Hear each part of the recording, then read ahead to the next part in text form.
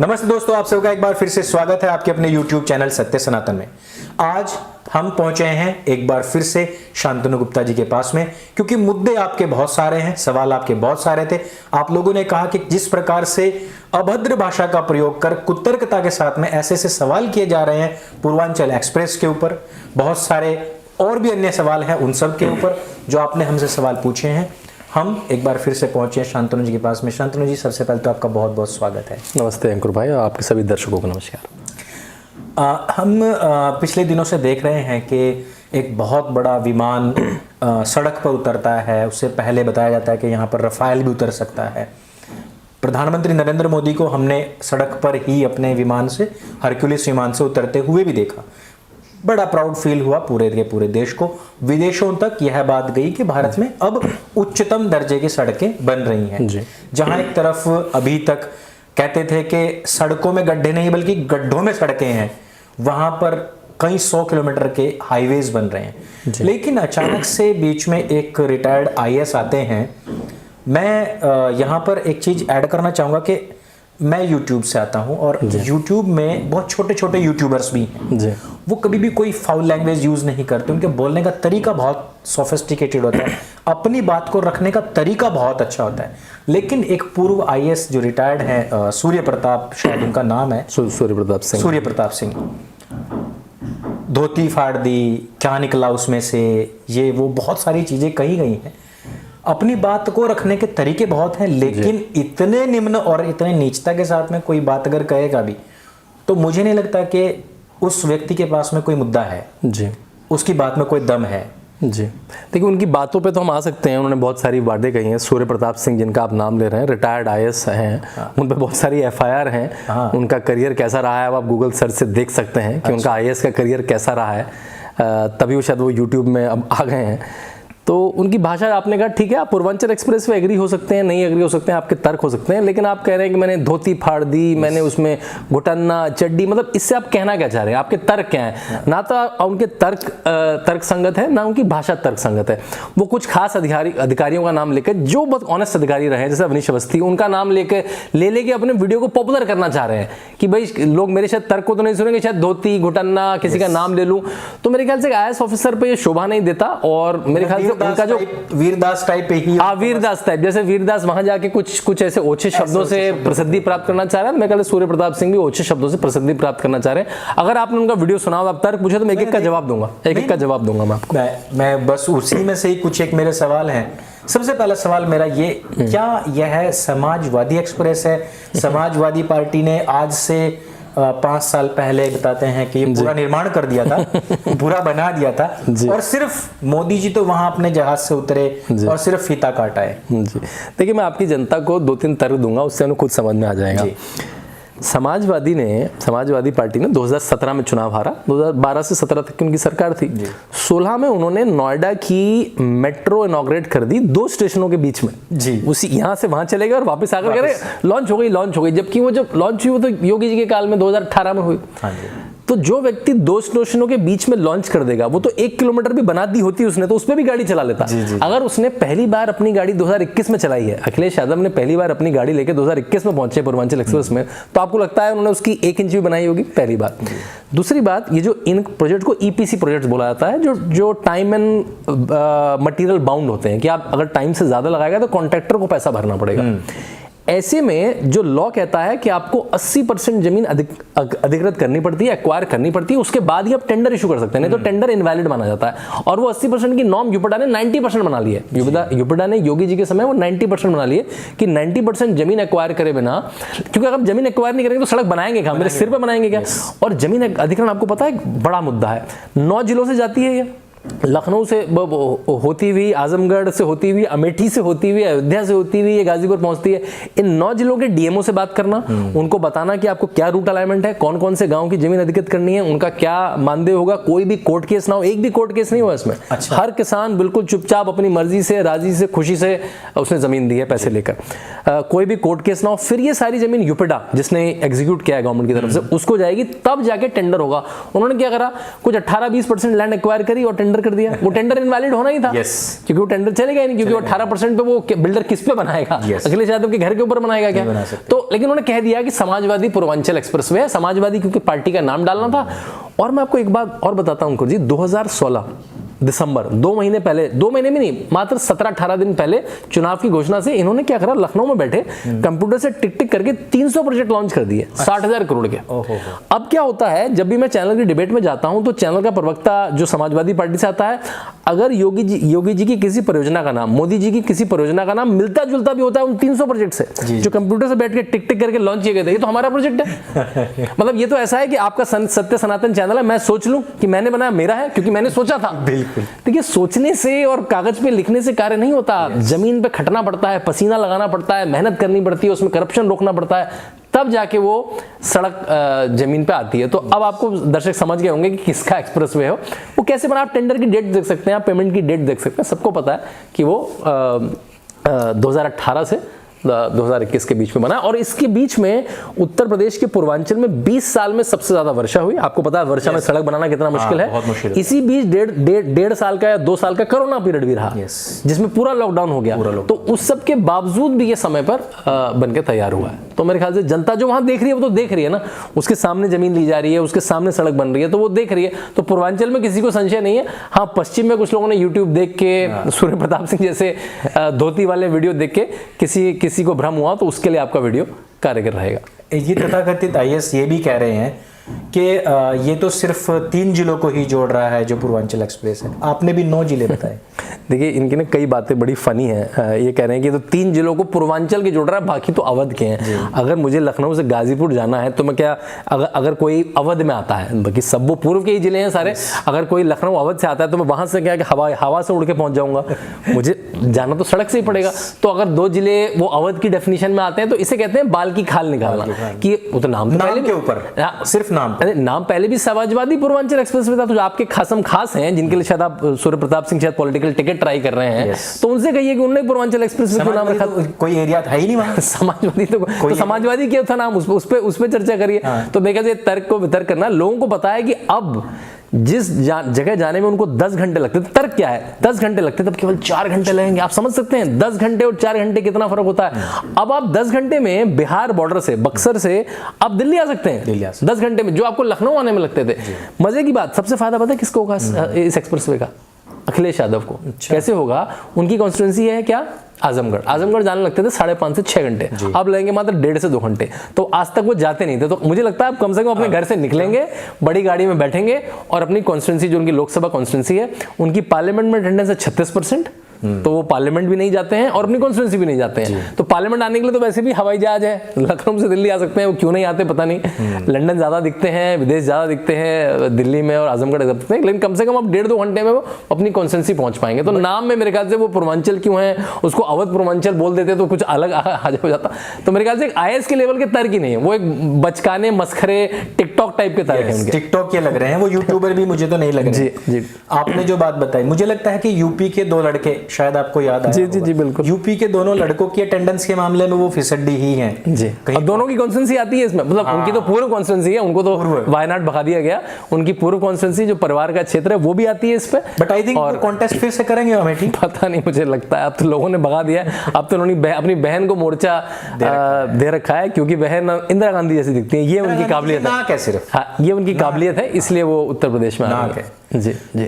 कहा जा रहा है कि इसमें 13 अप्रोक्सीमेटली इसमें एग्जिट्स हैं जी। इसको तो हम एक्सप्रेसवे कह ही नहीं सकते। देखिए, पता नहीं सूर्य प्रताप सिंह कहाँ से तर्क लाते हैं, वो आईएएस थे भी नहीं थे, एक बार आप चेक करिए। इसी वजह से मतलब एनएचएआई की कौन सी परिभाषा है जो एग्जिट के हिसाब से एक्सप्रेसवे बनाती है। एक्सप्रेसवे की परिभाषा क्या होती है, मैं आपको आपके दर्शकों को सीरियसली बताता हूँ, क्योंकि हम वो चड्डी घुटने और धोती वाला चैनल नहीं है। एक्सप्रेसवे की परिभाषा क्या होती है? जिसमें आपकी एंट्री और एग्जिट कंट्रोल्ड होती है।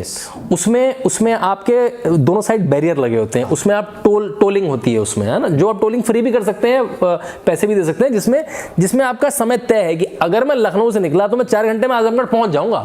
अभी ऐसा अंदाजा नहीं है कि ट्रैफिक होगा नहीं होगा, क्योंकि वो एक स्मूथ चलेगा। देखिए, एग्जिट तो होंगे उसमें, अगर एग्जिट नहीं होंगे तो मैं आजमगढ़ से कैसे चढ़ूंगा उसमें, तो मैं अयोध्या से कैसे चढ़ूंगा उसमें, तो मैं अमेठी से कैसे चढ़ूंगा उसमें, फिर तो मतलब मैं अगर मैं लखनऊ से चढ़ा तो केवल गाजीपुर उतर पाऊंगा। तो एग्जिट और इंटरचेंज तो कराने ही पड़ेंगे। हाँ, इंटरचेंज पहले कैसे बनते थे और अब कैसे बनते हैं मैं आपको बताता हूँ। आगरा एक्सप्रेस वे पता है आपको? अखिलेश के टाइम पे बना, उन्होंने अधूरा 80% में ही लॉन्च कर दिया, उसमें बहुत सारे एक्सीडेंट भी हुए, वो अलग बात है। लेकिन उसमें एक जगह आती है इटावा जी। इटावा में ही सैफई में, फिरोजाबाद में कम से कम 5 इंटरचेंज दे दिए।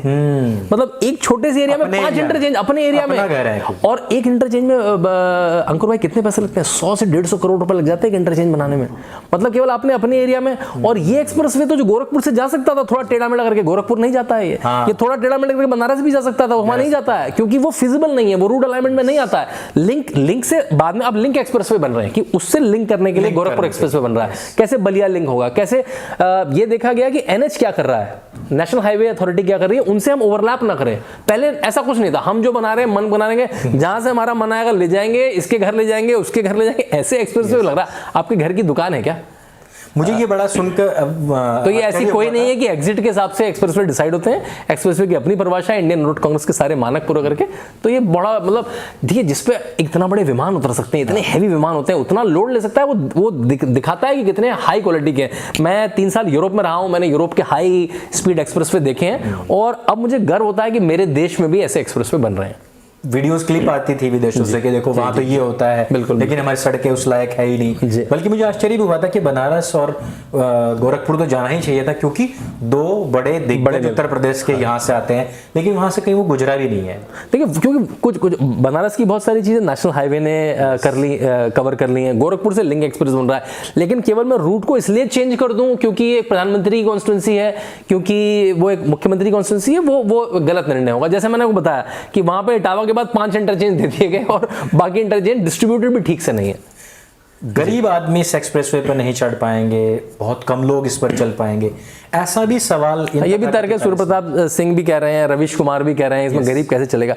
देखिए, एक्सप्रेसवे क्योंकि बहुत लागत से बनते हैं, इस एक्सप्रेसवे की कॉस्ट करीब 22,000 करोड़ से ज्यादा है।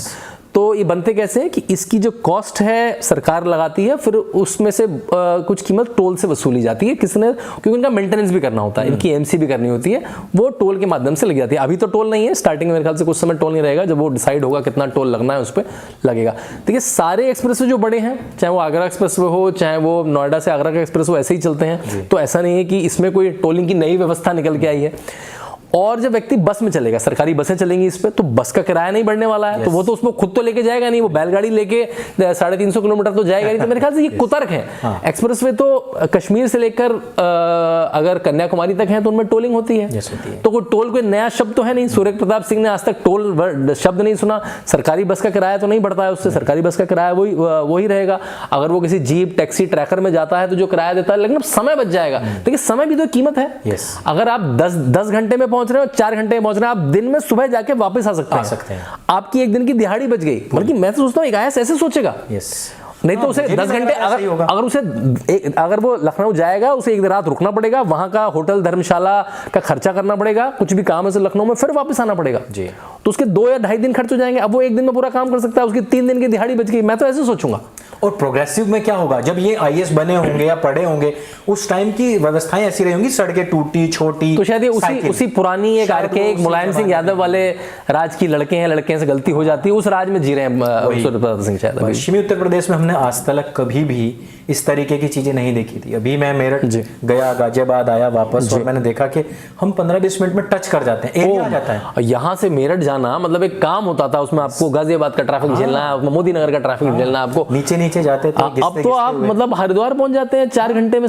बाबा रामदेव के आश्रम जाना, आप 3.25 साढ़े 3 घंटे में पहुंच जाएंगे आप। मतलब आपको एक झपकी लगी और इधर पहुंच गया हरिद्वार। तो सड़कों की तीव्रता मैं आपको कहूंगा, शायद जॉन एफ कैनेडी ने कहा था, जो अमेरिका के प्रेसिडेंट रहे, उन्होंने कहा कि अमेरिका अमीर है इसलिए वहां पे अच्छी सड़कें, ऐसा नहीं है क्योंकि वहां पे अच्छी सड़कें हैं इसलिए अमेरिका अमीर है। तो अच्छी सड़कें आपकी प्रगति करती हैं। अब जो गाजीपुर का जो कोई दूध दोहन के बिजनेस में होगा, वो लखनऊ में दूध बेच सकता है। उसे सुबह वो चलेगा 4 बजे 8 बजे दूध बेचेगा वो लखनऊ में जाके, और अच्छी कीमत ले पाएगा।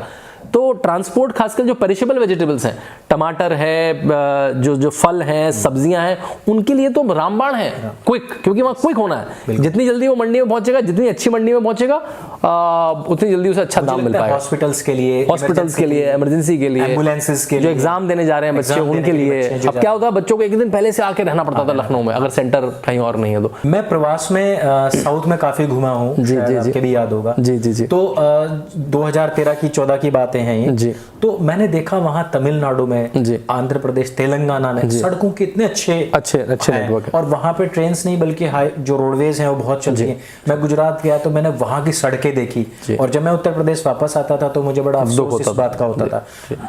अखिलेश यादव कह रहे हैं कि उन्होंने योगी जी से ज्यादा एक्सप्रेसवे बनवाए थे जी। इस बात की क्या सच्चाई? बिल्कुल, किसी को आप गति देख लीजिए। मायावती जी ने 165 किलोमीटर का नोएडा, ग्रेटर नोएडा से आगरा का 165 इन्होंने बनाया 302 किलोमीटर का आगरा से लखनऊ। ये इनके जीवन की सबसे बड़ी उपलब्धि है। सुबह से शाम तक इसको ही गाते हैं, जिसको भी 80% 5 साल में 5 साल में क्या 15 साल में मानिए, मुलायम सिंह यादव की चर्चा करा करते थे इसकी। तो यानी कि दोनों ने मिला के करीब 450 किलोमीटर का, 465 किलोमीटर का 15 साल में मान लीजिए एक्सप्रेस वे बनाया। योगी जी ने 340 किलोमीटर का एक्सप्रेस वे लॉन्च कर दिया है। बुंदेलखंड 300 किलोमीटर का 80% कंप्लीट चुका है। जनवरी में उसका मेन कैरेज वे खुल जाएगा। जो सबसे बड़ी चीज है, जो पश्चिम को पूर्व से जोड़ेगा, वो है गंगा एक्सप्रेस, जो मेरठ से लेकर प्रयागराज जाता है। कहां से जाता है? मेरठ से। कितने जिले? 12 जिले, और उसमें लैंड एक्विजिशन हो चुका है। सबसे मुश्किल काम है इसमें लैंड एक्विजिशन। बाकी तो कॉन्ट्रैक्टर की एक विधि है बनाने की, बनी हुई लैंड पे, वो तो एक विधि है, वो तो स्टैंडर्ड प्रोटोकॉल है कैसे सड़क बनती है। लेकिन लैंड एक्वायर करना सबसे बड़ा काम है, क्योंकि वो उसमें मनुष्य इन्वॉल्व है, उसमें मशीन इन्वॉल्व नहीं है। आपको जाना है, व्यक्ति से बात करनी है, उसको मनाना है, उसको कीमत देनी है। जमीन से सबका अपना लगा होता है, केवल पैसा एक बात नहीं है। वो 12 जिलों में लैंड एक्वायर हो चुकी है। अब प्री बिडिंग प्रोसेस स्टार्ट हो चुका है। फिर गोरखपुर लिंक एक्सप्रेसवे जो करीब 90 किलोमीटर का है, वो बनने को तैयार है। मतलब उत्तर प्रदेश एक अलग लीग में पहुंच चुका है। और ये जो गंगा एक्सप्रेसवे, ये देश का दूसरा सबसे बड़ा किसी स्टेट का एक्सप्रेसवे होगा। NHAI से कंपीट करने लगा है उत्तर प्रदेश अपने आप। यूपीडा अपने आप में बहुत बड़ी, यूपीडा इस समय जो ये इसकी कार्यवाही संस्था है, वो 1 लाख करोड़ से ज्यादा के प्रोजेक्ट एग्जीक्यूट कर रही है। मतलब वो अब तो देश में विदेश में जाके कंसल्टिंग कर सकती है। वो इतनी बड़ी संस्था बन गई, इतनी टेक्निकल एबिलिटी आ गई उसको उत्तर प्रदेश की यूपीडा के पास। तो एक अलग लीग पे पहुंचा दिया है एक्सप्रेसवे। तो मतलब जो उनका जो 302 का था, जिसमें उन्होंने 80% कंप्लीट किया था, वो तो बहुत गौण हो चुका है। तो बहुत गौण हो चुका है, कहीं और किसी और लीग में पहुंच चुका है उत्तर प्रदेश आज एक्सप्रेसवे के। दिल्ली से मेरठ अब एक वो भी चल रही है, मतलब देखिए, अगर नरेंद्र मोदी और योगी आदित्यनाथ को मिला दें, नितिन गडकरी का जो काम है, देखिए हमें सड़कों के बारे में समझाया किसने कि सड़कें अच्छी बननी चाहिए। NHAI का आइडिया आया, हमें क्रेडिट सबको देना चाहिए, इंदिरा गांधी के समय आइडिया, ठीक है। राजीव गांधी के समय उसका कैबिनेट नोट पास हुआ। कैसे होता था काम, देख रहे हैं आप, गति देखिए, है ना। आइडिया आया, अगली वंशावली में हुआ। वंशावली मतलब 20-20 दशक बाद कैबिनेट नोट गया, ठीक है। 20-20 साल में हो रहा है। अब सुनिए, अगला कौन आते हैं? नरसिम्हा राव। तब वो बिल पास हुआ कि NHAI जैसी संस्था बननी चाहिए। हम इंदिरा गांधी से चाहिए, कुछ नहीं हुआ, कुछ नहीं। सड़क का 1 सेंटीमीटर बना। कौन आए फिर? अटल बिहारी वाजपेयी। अटल बिहारी वाजपेयी ने NHAI का इंस्टीट्यूट करा, उसका सेक्रेटेरिएट बनाया, और पहली बार गोल्डन क्वाड्रिलेटरल, जिसको हम कहते हैं स्वर्णिम चतुर्भुज, तो लोगों को बताया कि भाई बड़ी सड़कें। लोगों ने ये शब्द नहीं सुने थे, 4 लेन, 6 लेन, 8 लेन होता क्या है ना। आज सब टीवी में सुन रहे हैं ये होता क्या। हमें तो पता था कि भाई इधर उधर से बच के निकल जाओ, है ना। तो कैसे हाईवे बनते हैं आपको पता है। जब बसों में ट्रैवल करते तो सामने से बसें आती तो डर लगता था अगर ड्राइवर के पीछे बैठे आप। तो उछलते तो वो तो अलग बात है, वो तो थे। तो जो 3 लेन, 4 लेन, 6 लेन, 8 लेन एक्सप्रेसवे, ये हमें अटल बिहारी वाजपेयी ने समझाया उस समय। और NHAI फाइनली बनी, जिसकी आइडिया, जिसका कैबिनेट नोट, जिसके बिल पास हुआ करते थे, तो फाइनली बनी, सड़कें बनी और बहुत बड़ा जाल बना। उसके बाद नरेंद्र मोदी ने उसको लिया फिर। और अब गडकरी जी का क्या है, उनका कॉम्पिटिशन में वर्ल्ड रिकॉर्ड बनाऊं कि मैं एक दिन में कितना किलोमीटर बनाता हूं। पहले 10 बनती थी, अब मैं 35 बनाऊंगा, मैं 40 बनाऊंगा। तो वो अलग ही लेवल पे ले गए। और फिर योगी आदित्यनाथ उनको एक्सप्रेसवे से एक अलग लेवल पे ले जा रहे हैं। तो मतलब अब डिबेट कहीं और पहुंच चुकी है। ये ABCD में लगे, यहां तो पूरी नॉवल लिखी जा चुकी है। लेकिन आपने बात की नरेंद्र मोदी जी की, कहा जा रहा है कि पूर्वांचल एक्सप्रेस में तथाकथित IAS कह रहे हैं कि इसमें जो कंपनीज हैं सारी गुजराती कंपनीज हैं। देखिए, इसमें मैंने अपने एक लेख में कंपनियों का नाम भी दिया है। इसमें 5 कंपनियां हैं। मैं एक बार स्मरण करके उनका नाम आपको बता दूं, इसमें से कोई भी कंपनी गुजरात की नहीं है। और इनमें से 3 कंपनियां पहले भी यूपी में पिछली सरकारों में भी प्रोजेक्ट एग्जीक्यूट कर चुकी हैं। वर्ल्ड क्लास कंपनियां हैं, बड़े बड़े प्रोजेक्ट एग्जीक्यूट करें, क्योंकि आप एग्जीक्यूट एग्जीक्यूट कर ही नहीं सकते, ये बहुत मुश्किल प्रोजेक्ट्स है। इसमें आपको लेवलिंग करनी पड़ती है इंडियन रोड कांग्रेस के मानकों से, इसमें आपको सारे राइडिंग क्वालिटी क्या है, क्रैश बैरियर क्या है, कैसे आपको एम्बार्किंग करनी है, सब करना पड़ता है। आप मुझे, हाँ, इनमें देख कंपनियां क्या क्या है। इसमें कंपनियां हैं, आपके सब दर्शक इनकी वेबसाइट में जा सकते हैं और देख सकते हैं इनका हेडक्वार्टर क्या है, इसलिए मैं नाम बता रहा हूँ। गायत्री प्रोजेक्ट्स, एप्को इंफ्राटेक, जीआर इंफ्रा प्रोजेक्ट्स, पीएनसी इंफ्राटेक, ओरिएंटल स्ट्रक्चरल इंजीनियर। इसमें से कौन सी कंपनी गुजरात की है बता देते। गुजरात में कोई प्रोजेक्ट एग्जीक्यूट किया होगा वो अलग बात है, इसमें से सारी कंपनियां यहीं आसपास की हैं, कोई दिल्ली की है, कोई नोएडा की है, बड़े बड़े प्रोजेक्ट करें। और देखिए अगर कंपनी गुजरात की है नहीं, उससे कुछ नहीं फर्क पड़ता। आप इस तरह के, जब से ये योगी आदित्यनाथ की सरकार है, सब ई टेंडरिंग का प्रोसेस है, सब टेक्निकल है, कोई भी आरटीआई डाल के पूछ सकता है इस फलानी कंपनी को टेक्निकल में कितने मार्क्स मिले, क्राइटेरिया बना हुआ है। अगर आप ये क्राइटेरिया पूरा करते हैं, मान लिया उसमें क्राइटेरिया होगा कि आपने पहले कितने किलोमीटर के एक्सप्रेसवे बनाए हैं, तो आपको 10 पॉइंट मिल गए। तो उन्होंने बनाए वो दिख रहे हैं ना, उसमें आप कुछ, आप मतलब एक्सप्रेसवे आप फर्जी तो नहीं दिखा सकते। आपने बताया कि मैंने तमिलनाडु में इतना बनाया, मैंने आंध्रा में इतना बनाया, मैंने महाराष्ट्र में इतना बनाया, मैंने एचआई का इतना काम करा है, आपने कितने करोड़ का काम किया है, आपने कितनी जमीन पे काम किया है, आपने किस राइडिंग क्वालिटी के, कौन से इंडियन कांग्रेस के मानकों पे बनाया, वो सब आपको तब पॉइंट्स मिलते हैं। और फिर आपकी बिड क्या है, क्या आपकी लोएस्ट बिड है क्या, वो दोनों टेक्निकल और फाइनेंशियल बिड के बाद वो मैच होकर किसी को टेंडर मिलता है। तो इसमें अगर कोई चाहे भी तो हेरा फेरी नहीं कर सकता। और मेरे ख्याल से देखिए सूर्य प्रताप सिंह उस जमाने में आते हैं जब टेंडर कैसे मिला करते थे, भैया मेरे आदमी को टेंडर दे देना सूर्य प्रताप, तो वैसे टेंडर मिला करते, तो ये उस जमाने से बाहर नहीं निकल पाए। अब तो ये टेंडरिंग हो गई है, फाइनेंशियल बिल अलग जाती है, टेक्निकल बिल अलग जाती है, पॉइंट्स होते हैं, कोई भी पूछ सकता है। तो इसमें गुजरात की कंपनी अगर हो भी ना हो भी उससे कुछ नहीं फर्क नहीं पड़ता है। अब जो जेवर एयरपोर्ट है वो तो स्विट्जरलैंड की कंपनी को मिला है, कह रहे थे अदानी को मिलेगा, तो स्विस एजी बनाती है। मैं स्विट्जरलैंड में रहा हूं 1 साल, मुझे पता है, क्योंकि उसकी टेक्निकल बिड अच्छी थी, क्योंकि उसकी फाइनेंशियल बिड अच्छी थी। ऐसे प्रोजेक्ट मिला करते हैं सूर्य प्रताप जी, अगर आप वीडियो देख रहे हैं। अब वो आपके तरह से फोनों पे नहीं मिला करते हैं टेंडर। एक्चुअली उनको शायद मुझे ऐसा लगता है कि क्योंकि 20-20 साल में तो एग्जीक्यूट भी नहीं होते थे, बिल्स भी पास नहीं होते थे। आपने देखा ना वो idea cabinet note bill pass, इसमें लग गया इंदिरा गांधी से राव साहब तक। और फिर बीच का एक 5 साल का गैप तो वैसे भी गया ना, कि वो जिसमें सरकारें आती रही और जाती रही। तो अब 7 साल के अंदर अंदर और योगी जी के 4.5 साल के अंदर अंदर इतना सारा कुछ काम हो गया है, तो शायद हो सकता है कि कहीं ना कहीं उनको ऐसा लग रहा हो कि ये कैसे होगा, क्योंकि उनके लिए अलग परंपरा है बिल्कुल। ये फोन वाली, पर्ची वाली, रिश्वत वाली परंपरा नहीं है, दूसरी परंपरा है। इसमें समझ पाने में भी समय लगेगा, समय लगेगा, शायद 7 साल और लगेंगे। वो अपने अभी धोती खोल, घुटन्ना, चड्डी इसी में खुश रहे हैं। तो मेरे ख्याल से वो यूट्यूब के लाइक के लिए, व्यू के लिए, ये मतलब स्टैंड अप कॉमेडी मोड पे ज्यादा जा रहे हैं, ना कि वो तथ्य और फैक्ट्स के मोड में जा रहे हैं। स्टैंड अप कॉमेडी जैसे वो आपने क्या बताया, वो लड़का है वीरदास, छिछोरे शब्द बोल दो 4, भाई वीडियो देख लेंगे लोग उपहास के लिए, ठीक है, आप एंटरटेन करिए, लिए लोग। 150 करोड़ का भारत है, कोई ना कोई तो देख ही लेगा, ठीक है, बिल्कुल। अगला इसमें ये बात उठाई गई है कि जो इसका स्पेसिफिकेशन है वो काफी लो है और इसकी जो पर किलोमीटर कॉस्ट है वो काफी ज्यादा है। आगरा एक्सप्रेसवे की कंपैरिजन में आप इसको कैसे देखते हैं? देखिए, आगरा एक्सप्रेसवे 302 किलोमीटर का है और ये 341 किलोमीटर का है। वो 6 जिलों से होकर निकलता है या 9 जिलों से होकर गुजरता है। इसमें बहुत सारे ओवर ब्रिज हैं, बहुत सारे अंडर ब्रिज हैं, बहुत सारे आरओबी हैं। तो क्या रूट अलाइनमेंट है, उससे कॉस्ट बहुत निर्धारित होती है। आगरा एक्सप्रेसवे बना 2012 से पहले, तब की स्टील की, तब की पत्थर की, तब की तारकोल की, तब की इंजीनियरिंग की कॉस्ट और आज की इंजीनियरिंग मजदूरी की कॉस्ट कितनी बढ़ चुकी है। तो पहले तो ये देखिए, अब 2 जो एक्सप्रेसवे होते हैं उसके बीच में एक मीडियन होता है, आपने देखा हो ना, जो गैप होता है ना। इंडियन रोड कांग्रेस का है कि जो शहरों के जो हाईवे हों, जो शहरों के बीच से होकर गुजरते हैं, उसमें कम से कम 2.5 मीटर होना चाहिए, है ना। और जो रूरल एरिया, क्योंकि वहाँ जगह जमीन ज्यादा होती है, वो कम से कम 4.5 से 5 मीटर के होने चाहिए। यहाँ पे वो मीडियम 5.5 मीटर का है। अरे वाह। आगरा एक्सप्रेस में वो 4.5 मीटर का, उससे बड़ा फर्क पड़ता है, क्योंकि अगर कोई एक्सीडेंट होता है तो जितनी दूरी होती है। और यहाँ पे पूरे अलॉन्ग मेटल के क्रैश बैरियर लगे हैं, बहुत कॉस्ट बढ़ जाती है।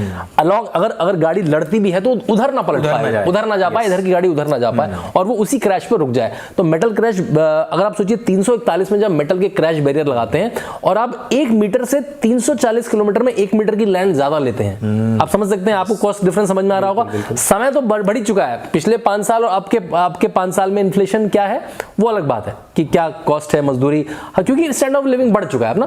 तो एक बेसिक की कैलकुलेशन है और वो 40 किलोमीटर ज्यादा है, वो तो अलग ही बात है। तो इसलिए उसकी कॉस्ट ज्यादा है। और स्पेसिफिकेशन तो आगरा एक्सप्रेसवे से मतलब हर चीज 1.5 गुना ही है। जैसे मैंने आपको एक मापक बताया, जो राइडिंग क्वालिटी है वो 1800 mm की राइडिंग क्वालिटी है। और देखिए, आजकल जो पेमेंट होती है वो इंडियन रोड कांग्रेस के मानकों के बाद जब आप पूरे थर्ड पार्टी से वैल्यूएशन कराते हैं तभी पेमेंट होती है कॉन्ट्रैक्टर को। तो इसलिए वो पेमेंट हो ही नहीं सकती ना। तो मेरे ख्याल से जो भी चला है, बल्कि बहुत सारे पत्रकारों ने तो उस पर वो ग्लास वाले टेस्ट करें, वाटर ग्लास टेस्ट करें कि वाटर का पूरा ग्लास रख दिया और 100 की स्पीड से चलाया और एक बूंद नहीं छलकी, है ना। वो बिल्कुल एक प्रमाणिक टेस्ट है और इंडियन रोड कांग्रेस ने अपने जो टेक्निकल टेस्ट है वो तो करें। तो मापकों में तो जैसे मैंने बताया, राइडिंग क्वालिटी, लाइटिंग, सब में वो बहुत बेहतरीन है। आगरा एक्सप्रेसवे उन्होंने 80% पर लॉन्च कर दिया था। बहुत सारी चीजें नहीं थी। मैंने कल ही परसों एक ट्वीट डाला है कि उन्होंने नवंबर में लॉन्च करा और दिसंबर में क्या खबरें हैं, कौन सा ब्रिज पूरा नहीं है, आगरा का एंड पूरा नहीं है, कौन सा आरओबी पूरा नहीं है, मैनपुर में क्या क्या पूरा नहीं है, तो चलने लायक ही नहीं है। और उसमें बड़े बड़े एक्सीडेंट हुए पहले, क्योंकि उनको बस लॉन्च करने की तैयारी थी कि मेट्रो एक स्टेशन के बीच में लॉन्च कर दो या 80% पर लॉन्च कर दो। और बहुत सारा काम जो उसका कंप्लीशन सर्टिफिकेट 2018 में मिला है, उसमें 200 किलोमीटर में तो मार्किंग ही नहीं थी, उसमें कई किलोमीटर में साइनेज नहीं थे, उसमें क्रैश बैरियर नहीं लगे, तो उसमें बिटुमन का काम नहीं हुआ था कई मीटरों पे। तो वो सब काम 2018 में हुआ है और फिर उसको प्रोविजनल कंप्लीशन सर्टिफिकेट मिला है आगरा एक्सप्रेसवे को। जी, आगरा के जब एक्सप्रेसवे आया था तो वो मुझे भी याद है कि बहुत सारे एक्सीडेंट और लगातार एक्सीडेंट उस पर होते चले गए, और जिसके बाद में ये भी आया कि उन मानकों के आधार पर इस एक्सप्रेसवे का निर्माण हुआ ही नहीं है और वो जो चीज़ें फॉलो करनी चाहिए थी वो हुई ही नहीं है। आपने सभी सवालों के जवाब बहुत ही सहजता के साथ में और सारी फैक्ट्स के साथ में आपने सभी सवालों के जवाब दिए हैं। हम भी उम्मीद करते हैं कि इस तरीके के टिकटॉकिए जो भी यूट्यूब पर आते हैं और इस तरीके के आधार विहीन और फैक्ट से रहित जो वीडियोस बनाते हैं और अनर्गल वार्तालाप करते हैं और भद्दी भाषा का प्रयोग करते हैं, इस तरीके के लोगों को भी इसमें सीधा सीधा और पूरा पूरा जवाब मिल गया होगा। आप सभी दर्शकों ने ये सारे सवाल हम तक भेजे, आप सबका बहुत बहुत धन्यवाद। आपने ये वीडियो देखा, आपका बहुत बहुत धन्यवाद। अगर ये वीडियो आपको अच्छा लगे तो इसको सब तक शेयर करें। सत्य सनातन आपका अपना प्लेटफॉर्म है, इसको सब्सक्राइब करें तथा अपने सभी मित्रों से भी करवाएं। मेरे संग बोले सत्य सनातन वैदिक धर्म की जय। जय हिंद, वंदे मातरम।